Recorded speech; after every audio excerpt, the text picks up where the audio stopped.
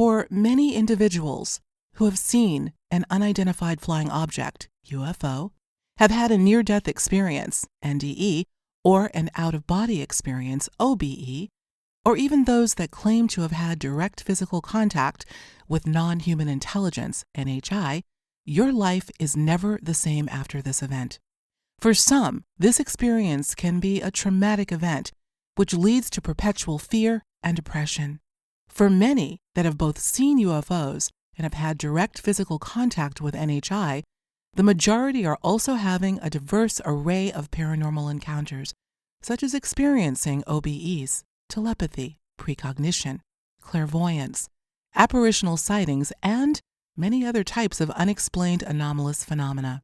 Some of these individuals seek psychological or psychiatric treatment until they realize that even with such treatment or medication, these experiences continue.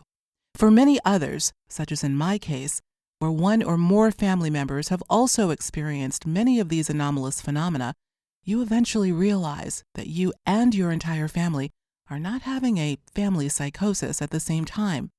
These joint experiences have actually validated your personal experiences.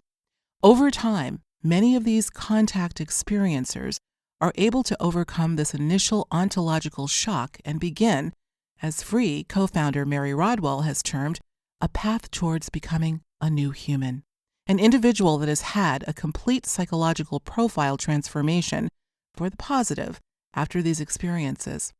Free co-founder Dr. Edgar Mitchell has coined this process an evolution in consciousness triggered by research involving dramatic change in perceptions, values, beliefs, and attitudes, and a profound resultant shift in human behavior.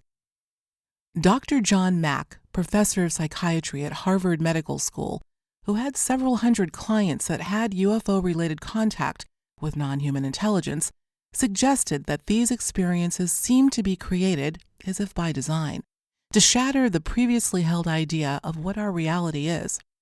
The experiencer begins to question the great archetypes of the collective unconscious, a birth, death, and rebirth, which helps them to experience the connectedness to other non-human intelligence and possibly to a universal creator.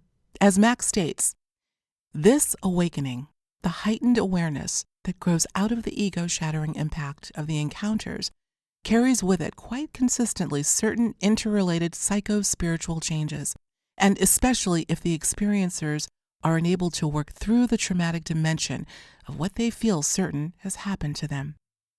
Dr. John Mack's comments perfectly describe my transformation after the first of many anomalous contact experiences, which was initially shared with my wife in our living room. Before March 4th, 2012, both my wife and I had zero interest in UFOs or in any paranormal topic. In fact, we knew almost nothing about these topics, except for watching episodes of The Twilight Zone, Star Trek, or an occasional Ancient Aliens TV show. I attended several prestigious universities and was trained as a material rationalist who holds the philosophy that matter is the fundamental substance in nature, and that only with reason and logic can we test out our knowledge of reality. I graduated with honors from Rutgers University, with a master's candidate at Cornell University, and was a PhD candidate at the University of California at Berkeley, where I was the recipient of a National Science Foundation PhD fellowship. After UC Berkeley, I became an adjunct professor for 6 years at the New School for Social Research and at the City University of New York. I am currently an attorney in the state of Florida. Thus, I was the typical overeducated material rationalist who ridiculed anyone who believed in spirituality, UFOs, NDEs, OBEs, or any other paranormal topic. All of this changed on Sunday morning, March 4th, 2012. On the previous night, our 15-year-old Jack Russell Terrier named Nena, which means little girl in Spanish, became paralyzed. She was previously very ill and could not run or jump because of her severe arthritis and heart condition. We contacted our veterinarian, who informed us that she probably had a cerebral hemorrhage, and we made arrangements to euthanize her the next day. My wife, who was born and raised in Mexico and a lifelong faithful Catholic, prayed all night for an angelic intervention. The next day, at 6 a.m., her prayers were answered. To be brief, at 6 a.m. the next day, after Nena's paralysis, my wife and I inspected Nena, and she was still totally paralyzed. I then went back to sleep, and my wife carried Nena downstairs to see if she could go to the bathroom. When she arrived in our living room, a small, silver-colored, translucent metallic object appeared floating about 4 feet from the ground in the corner of our living room. She then knelt down and began to pray, because she thought this was the Virgin Mary or an angel. She then began to yell for me to come downstairs to see her angel. After ignoring her, she then went upstairs and dragged me out of bed without telling me the reason for this emergency, and we both descended downstairs to the living room. Immediately upon landing in our living room, my wife and Nena disappeared right in front of my eyes. What I now call a plasma energy being appeared less than 5 feet away from me, and then this being put me to sleep. I woke up 45 minutes later, where I found my wife celebrating in our living room and Nena running around like she was a young puppy. As previously stated, before this miraculous medical healing, Nena was not able to either run or jump because of her severe arthritis and her heart condition. Now, she was running around the house in joy, celebrating her new lease on life. My wife was dancing in our living room shouting, "Los ángeles la curaron! Los ángeles la curaron!" The angels cured her! The angels cured her! This experience felt like an atom bomb blew up in my brain, and I was in total shock and confusion.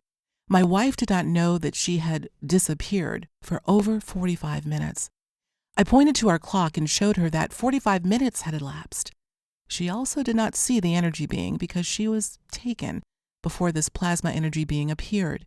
It was a state of total chaos and celebration for the miraculous medical healing of our beloved Nena by what my wife perceived to be angelic intervention. As a logical person who had no knowledge of what took place, I immediately began to research the topic of the paranormal on the internet. I also began to explore the topic of UFOs because my wife told me that the metallic object she saw floating in our living room appeared to be a small craft. I seriously doubted this because I thought that UFOs only appeared outside a home and not inside the home, and thus focused my initial research primarily on paranormal topics. I began to explore the internet, listening to YouTube videos, and became totally infatuated with this topic, spending countless hours trying to understand what happened to us. Needless to say, I could not find any answers to this question, and because much of the information I was digesting was contradictory from each other, I became even more confused. 2 months later, Nena woke up my wife at 3 a.m. My wife accompanied Nena downstairs to bring her to the bathroom. Nena was still running and jumping like a puppy after her miraculous medical healing. We even told our vet of what took place that glorious day, and he ignored both of us. He did instruct us not to give her the various medications that we previously had given her, which included Viagra for her heart and a diuretic for her kidneys. Once my wife was outside, she saw a large up-close UFO, shaped like a Goodyear blimp, with colors on its edges, which appeared like windows. Later that morning, she told me in Spanish, "Last night my angels came to visit me, and they arrived in an angelic craft which had beautiful stained glass windows around its edges, just like the stained glass windows of our church." Upon further inquiry with her drawing the craft, I realized that what she drew was a UFO. Later that day, my research efforts changed from the paranormal to UFOs. I literally spent numerous hours per day on my computer researching the topic of UFOs. But once again, I also did not find any answers to my question, what happened to us? Over the next few months after this initial experience, my wife began to see many up-close UFOs. In the summer of 2012, while visiting family members in Mexico with my daughter, on 2 occasions she saw several up-close UFOs that descended from the sky, one of which beamed down a large blue light in front of the car that her sister was driving. My wife, in fact, had requested for her angels to appear at 9 p.m., several hours before. I interviewed the family members that were in her car, together with friends that were in a separate car behind hers, and they all confirmed this event. Mind you, her sister is an attorney, 2 of her friends were dentists, and 1 was an architect, all with their own private practices in the state of Veracruz, Mexico. My sister-in-law's teenage daughters also verified this close contact encounter. Later, while on a religious retreat in the mountains outside of Mexico City, my wife saw 3 7-foot-tall human-looking beings with bald heads, dressed in white monk's robes, floating about 1 foot off the ground in front of her for about 30 seconds, and then all 3 mysteriously disappeared. My wife then began to have numerous experiences of precognition, telepathy, and synchronicity, which Carl Jung defined as the view that events are meaningful coincidences, where the structure of reality includes no causal relationship, but yet they seem to be meaningfully related.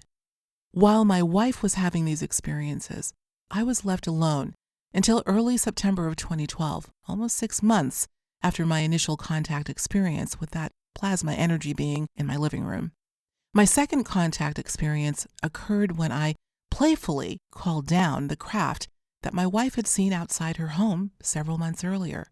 I later learned that what I did, according to medical doctor Dr. Joseph Birx, a contributor to this book, can be termed a human-initiated contact experience, or HICE, where individuals attempt to contact and call down a UFO craft and its intelligence. To my surprise, after 15 minutes of what can be called a meditation or a prayer, where I requested to see them and to give them my love and appreciation for the miraculous healing of our family member Nena, they appeared. What I, my daughter, and 3 other adults saw was a translucent object that was the size of a football field, which appeared several feet above my next-door neighbor's roof, only 30 feet away from us. It appeared to be floating at an angle of 45 degrees and was approximately 100 meters tall, 50 meters wide, and approximately 600 meters in depth. For over 45 minutes, this craft was witnessed by me, my then 10-year-old daughter, and 3 adult friends. Telepathic communications took place during this encounter. Over the next several months, I then had profound spiritual and scientific downloads of information involving NDE-related topics and subjects relating to the science of consciousness. After this up-close contact experience with this large craft, I also began to have numerous anomalous experiences involving paranormal experiences in my home and seeing dark shadows streaking across my house. Similar to my wife, I began to have precognition, telepathy, and to experience synchronicity. More importantly, I somehow acquired the gift of being able to determine if someone I came in close contact with had had a major paranormal experience. I was able to determine if someone had seen a ghost, had an NDE, had an OBE, or some other major type of contact experience with non-human intelligence. I did not know what type of experience they had, but knew that it was some type of contact with non-human intelligence. My understanding is that many NDE experiencers also return from their NDE with this special gift. In my case, this special gift only lasted for approximately 1 year, and thereafter gradually began to dissipate. Later, in early May of 2013, I had yet another profound magical experience that once again totally transformed my life. I had a profound OBE experience while I was driving my car at 8:30 in the morning, while I was in the middle of a traffic jam on a major highway in Miami, Florida, on my way to downtown Miami. I found myself without a body, just my consciousness, where I was taken to another reality. I was provided information about the different ways that humans are interacting with non-human intelligence via what I now call the contact modalities, via UFO, NDEs, OBEs, channeling, remote viewing, contact with ghosts and spirits, hallucinogenic journeys, contact with orbs, etc. I was shown that all of these contact modalities are perceived by humans as separate phenomenon, but in fact they are all interconnected, that they are all part of one phenomena, and that consciousness, the very fabric of our reality, is the glue that binds them together. I was also given other information and instructions. Approximately 15 minutes after this experience, I returned to my car, still in traffic, listening to the same radio interview in the same exact time frame before I was taken. I soon realized that no time had elapsed, but I had experienced this OBE download over a 15-minute period. It was at the same time that I realized that, in fact, time does not exist. The important item to note is that the Free Foundation was created in a 2-day period after this May 2013 experience. These facts are truly unbelievable, but Free co-founders Mary Rodwell and Dr. Rudy Shield, who is also our executive director, are witnesses to the events that took place during this 2-day time period and can testify to the accuracy of these events. What follows are the details of these 2 remarkable days. The very same day that I had this OBE event, where I was taken to another reality and given information about the contact modalities, I received an email from Mary Rodwell, one of the world's foremost investigators of individuals that have had UFO-related contact with non-human intelligence. Mary has researched over 3,000 UFO-related contact experiencer cases over a 30-year period. That same day, Mary sent me an email stating, "Dear Ray, I am sorry that I am sending you this email 6 months late, but your email just appeared in my inbox today, even though the email's date was 6 months ago." 6 months earlier, I had sent to various UFO researchers a short email out of desperation, wanting to speak to someone about my family's experiences. Mary informed me that this email popped up in her computer's email inbox the very same day of my profound OBE experience. How was this possible? Once again, I began to doubt whether my experience was real or if I was possibly imagining all of this. Later that night, I spent almost 2 hours on Skype discussing my experiences with Mary and asking her numerous questions. When I asked her, how was it possible for you to receive an email that I had sent you 6 months ago today, the same day as my profound OBE contact experience?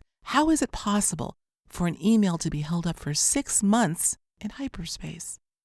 Mary responded, "By now, Ray, you should have a clear idea of how this is possible." I simply refused to believe her. With time, all of my fear and apprehensions faded, and I slowly was able to accept and understand these crazy experiences.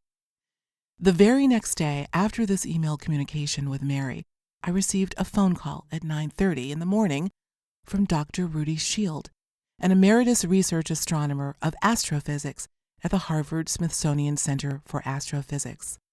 I did not know who he was, and I had never previously communicated with him.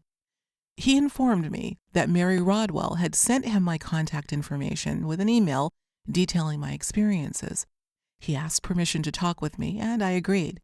Rudy listened to my experiences, and he then informed me that yesterday's OBE downloaded information can be explained by Dr. Edgar Mitchell's quantum hologram theory of consciousness, or QHTC, which states that all of what I now call the contact modalities and Rudy calls the modern miracles are in fact all interrelated via Edgar's QHTC.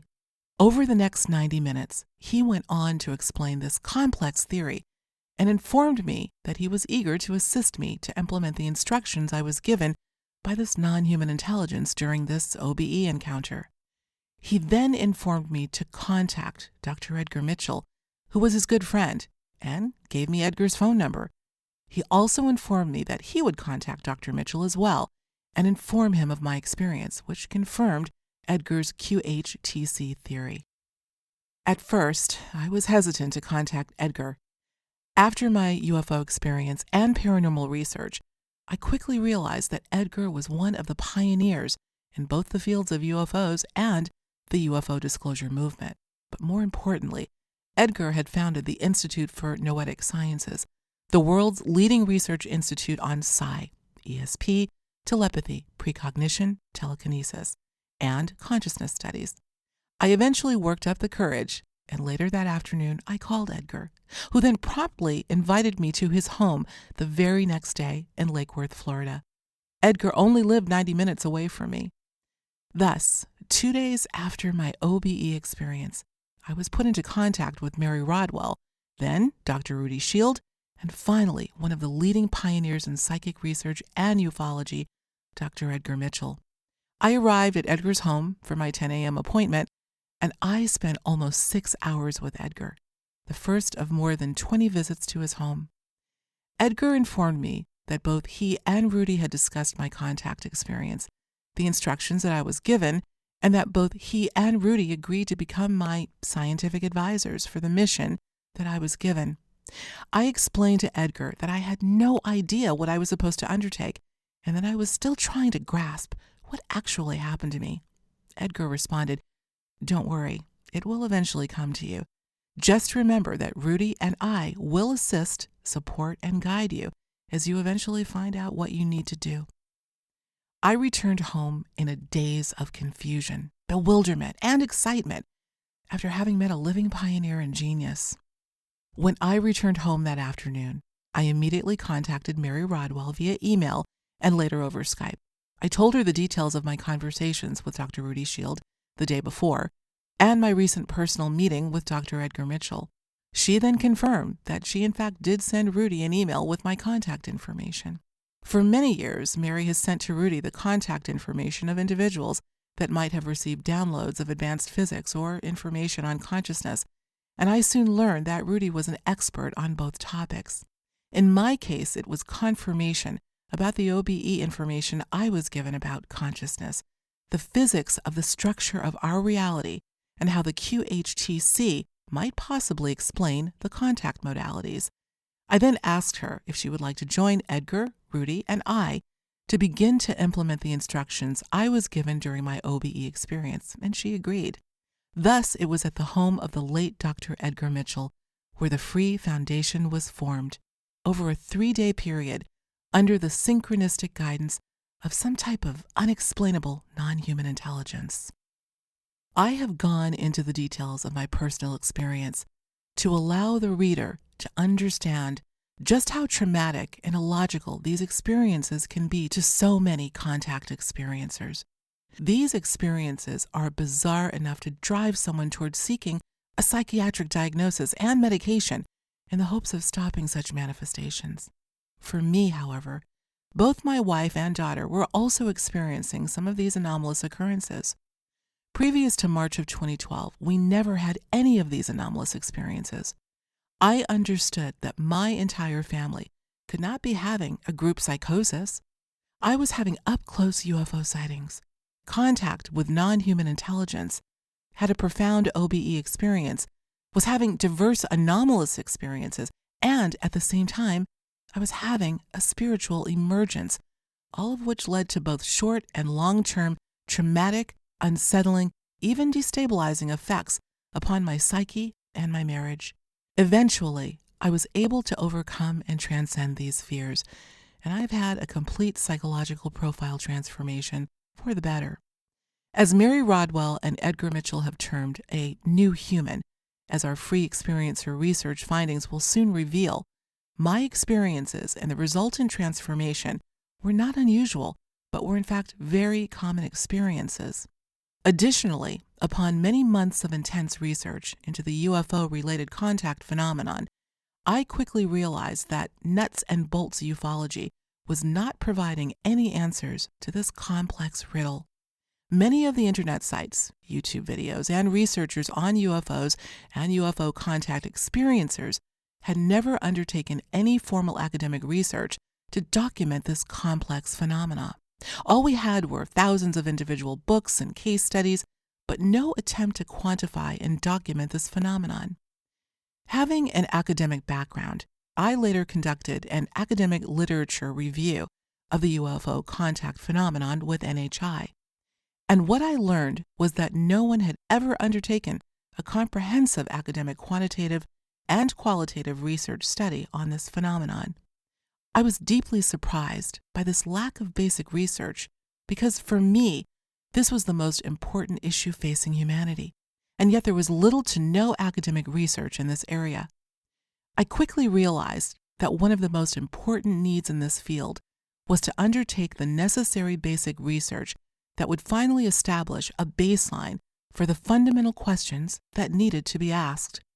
This short discussion provides a summary of how the Free Experiencer Research Study was launched by the 4 co-founders of Free. Within a few months, the Free Foundation was formally incorporated, and various retired academic professors and lay researchers joined this effort.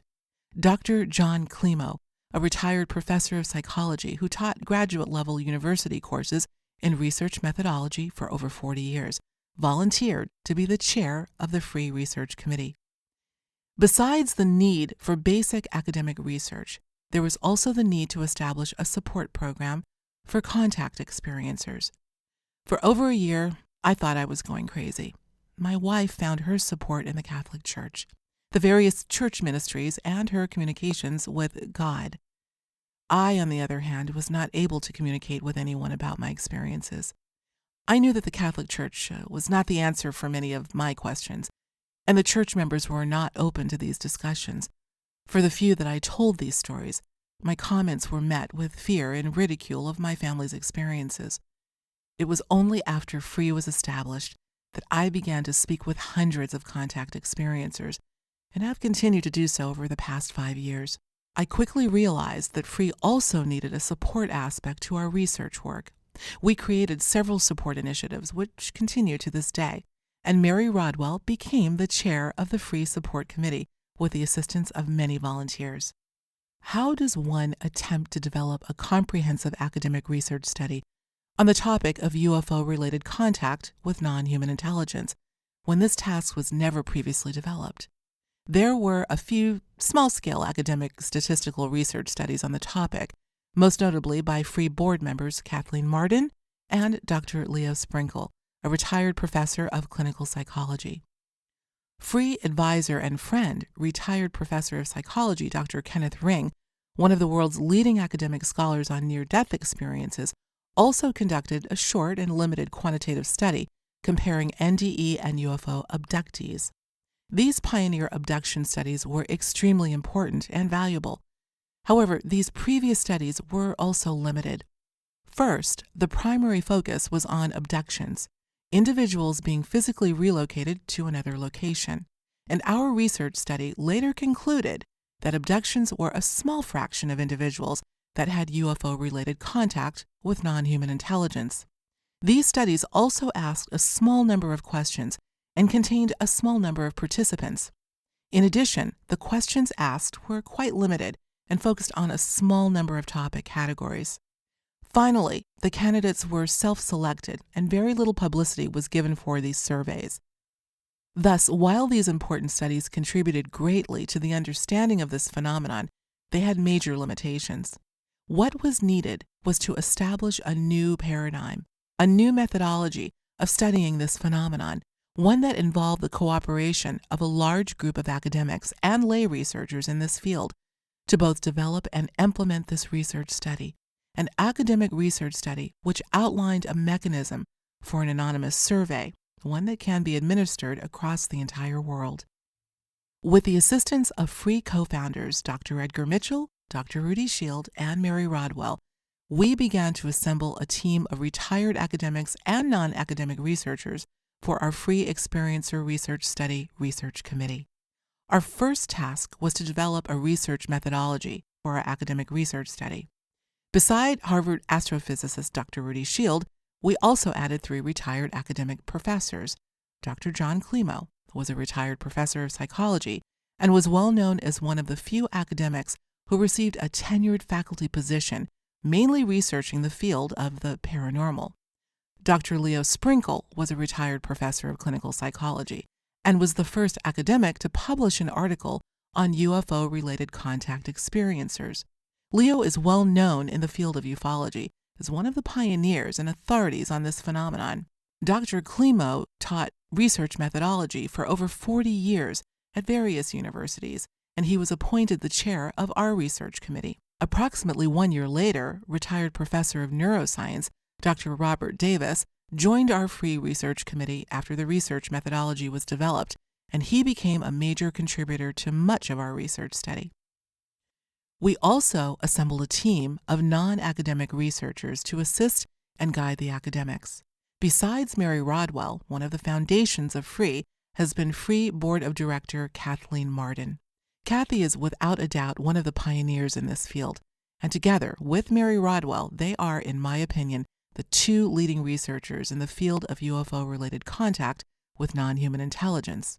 In addition, members of our research committee and those that assisted the committee included the following researchers: Brad Steiger, the late pioneer of paranormal research; Dr. Claude Swanson, PhD physicist from Princeton University; Dr. Jude Caravan, MS in physics from Oxford University; Dr. Joseph Birks, retired medical doctor; Dr. Michael Melton, PhD in psychology; Giorgio Piacenza; Dennis Briefer, engineer and former chair of the Dr. John Mack Institute; Dr. Dean Radin, IONS senior research scientist; Dr. John Alexander, past president of the International Association for Near-Death Studies, IONS; Dr. Kenneth Ring, retired professor of psychology and NDE academic; and researchers Barbara Lamb, Brent Rains, Denise Stoner, Reverend Michael Carter,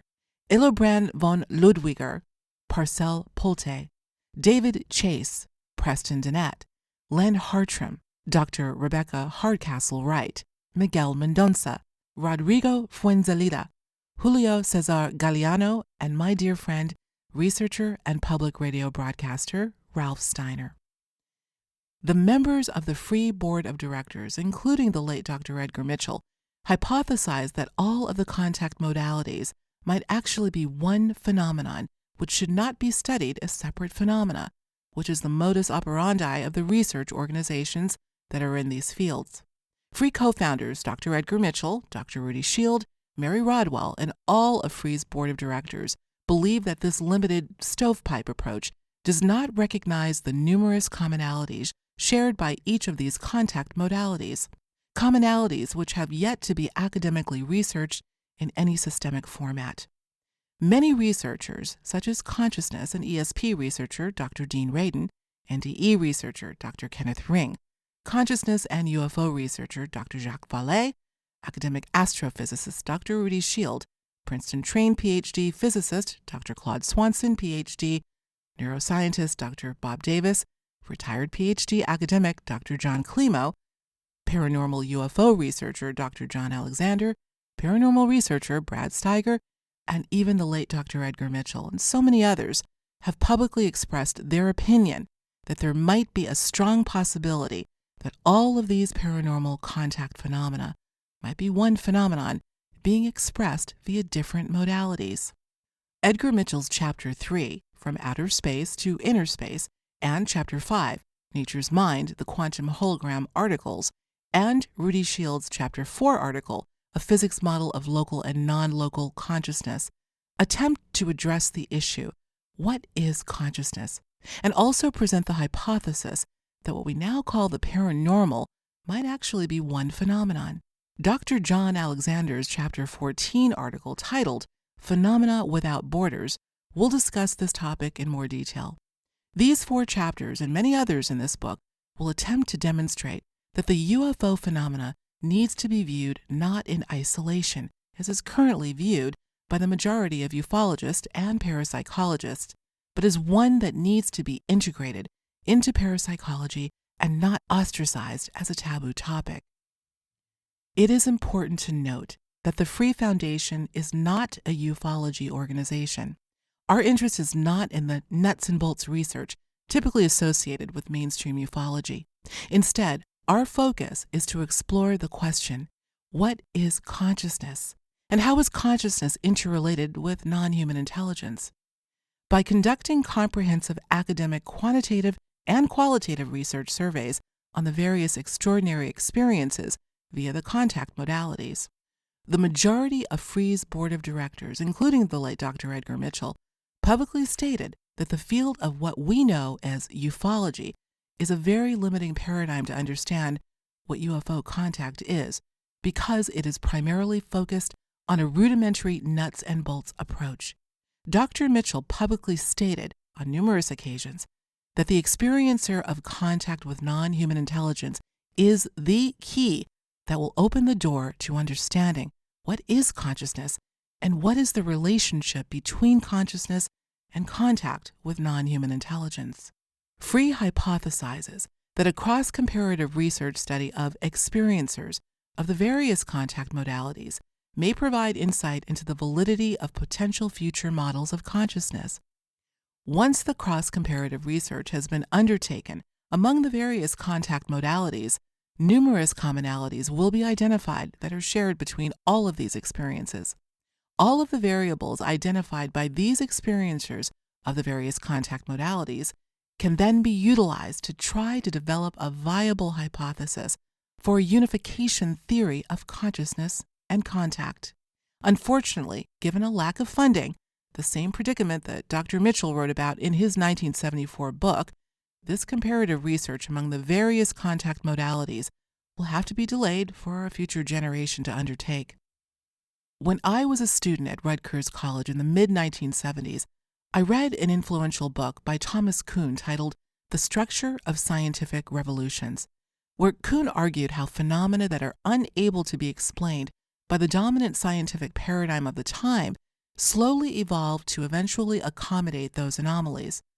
Our scientific knowledge of the phenomena slowly evolves to a point where these anomalies can then be explained. In an article on consciousness soon to be published in our Volume 2 book, Dr. John Climo wrote, "What Kuhn calls normal science is predicated on the assumption that the scientific community knows what the world is like, and it is dedicated to defending this assumption. However, in doing so, normal science often suppresses fundamental novelties because they are necessarily subversive of its basic commitments." Kuhn, 1962, page 5. For Kuhn, a scientific revolution takes place when an anomaly confronting the scientific community cannot be explained according to the current paradigm of its normal science, and thus can potentially subvert the existing tradition of scientific perspective and practice. A shift comes when a scientific revolution is provoked by finally learning from the anomalous by coming to terms with it on its own terms, not according to the terms of normal science. Thereby, a scientist's world is qualitatively transformed and quantitatively enriched by fundamental novelties of either fact or theory. Page 7. As Kuhn points out, when the novelty of the anomalous is no longer ignored or denied under the rubric of current normative science, only then can scientists begin to see nature in a different way. For Kuhn, it is only when scientists take risks and lose the fear of directly confronting the novelty of the anomalous can humanity begin to seriously research this novelty and eventually replace this old perspective with a new paradigm with greater explanatory power and utility. According to Kuhn, our scientific understanding of the world and of ourselves continuously grows thanks to what the anomalous has to teach us. Regarding the topic of UFOs and UFO-related contact with non-human intelligence, scientists and even parapsychologists have to stop ignoring it, dismissing it out of hand, and ridiculing the phenomena which has been experienced by hundreds of thousands, if not millions, across the world. Therefore, in Kuhn's view, the anomalous and the integrated contact modalities have a crucial role to play in the advancement of our scientific understanding. We hope that the Dr. Edgar Mitchell Foundation's academic research study and its future publications can play a significant role in creating a new paradigm in viewing this extremely complex phenomena, and that humanity begins to understand that the contact modalities might indeed be interrelated, which in turn merits continued academic research funding in this new paradigm. As our dear friend, the late Dr. Edgar Mitchell stated in his 1974 book, the lack of research in understanding the relationship between UFO contact and the paranormal is, quote, caused primarily by the lack of funding and research support from which this field has generally suffered. In conclusion, I leave you with excerpts from a videotaped interview I had with one of the world's greatest philosophers, one of the co-founders of FREE and the Institute of Noetic Sciences, who deserved the Nobel Prize for contributions to humanity, my dear friend, the late Dr. Edgar Mitchell. The evidence suggests that they have been coming for a long, long time. I know most of the top-notch investigators of these phenomena.